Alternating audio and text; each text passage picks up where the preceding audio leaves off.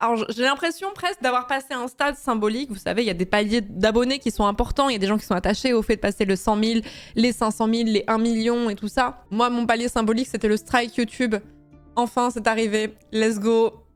Je me suis fait strike une vidéo sur YouTube. Du coup, j'ai un avertissement. Et alors ça, il faut que je vous fasse un petit story time rapidement. Alors, pour ceux qui n'étaient pas au parfum, ici, on parle régulièrement de politique. Pour ceux qui ne sont pas français, sachez qu'actuellement, nous sommes dans un stade une sorte de cohabitation un peu étrange, dans le sens où le président de la République française, Emmanuel Macron, n'a pas la majorité à l'Assemblée et du coup est censé nommer un chef, un premier ministre qui aurait gagné l'élection. Mais apparemment, ça se passe pas comme ça en France. Enfin bref, c'est une longue histoire. Donc il a nommé un premier ministre d'un bord autre que le sien. Sauf qu'il y a un système qui s'appelle la motion de censure qui a été posée par des parlementaires pour faire tomber le gouvernement en question. Tout ça pour dire que la motion de censure en question, donc c'est une procédure qui avait été rediffusée sur Internet et auquel j'ai décidé de réagir, mais en rajoutant un peu ma patte parce que je me suis dit que si on suivait juste la motion de censure, ça allait être un petit peu chiant. Donc on a fait du Isaac en même temps. Donc cette petite VOD où je joue à Isaac et en même temps qu'il y a la motion de censure, elle sort sur YouTube. Et puis tout à l'heure, je me dis, c'est bizarre, je l'ai pas vue cette VOD en fait.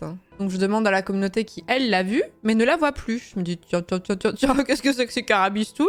Et en fait, je me suis pris un strike par YouTube. En fait, il y a deux trucs qui m'énervent là-dedans. Ce screen qui me fait beaucoup rire pour deux raisons. Déjà, on voit que le passage incluant le contenu 4 heures, c'est 4 heures, c'est pas 4 minutes, 4 heures 8, 26, 4 heures 9, 14, donc on peut dire qu'il y a à peu près 45 secondes qui se sont fait strike et où toute la VOD tombe pour une VOD qui dure 4h23. Et de deux, déjà je me dis mais qui c'est qui m'a strike? Digital Copyright Agency Entertainment, ça a l'air d'être un truc rattaché à LCP qui s'occupe des droits d'auteur d'LCP. Bon ok, très bien. Et après je vois le grand encart rouge qui fait « Avertissement reçu le 14 décembre 2024 ». Très bien. Arrive à expiration le 14 mars.